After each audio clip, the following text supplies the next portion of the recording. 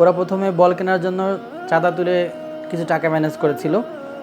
আমি বলেছিলাম যে এই টাকাগুলো যার যার টাকা তার কাছে দিয়ে দাও, আমি তোমাদেরকে একটা বল কিনে দিব। তবে শর্ত হয়েছে সবাই ঠিকমতো পড়াশোনা করতে হবে, পিছনে কাঁচা পাড়াগুলো উঠাতে হবে 1 মাস সময়। তো তা আমি তাদেরকে যে কথা বলেছি এটা তারা রেখেছে। এই 1 মাস তাদের পিছনে পাড়াগুলো তারা ইয়াদ করেছে, এবং আমি যে ওয়াদা করেছিলাম যে পাড়া ইয়াদ হলে আমি তাদেরকে একটা বল কিনে দিব, আমি আমার ওয়াদা অনুযায়ী আজকে একটি বল কিনে নিয়ে আসছি।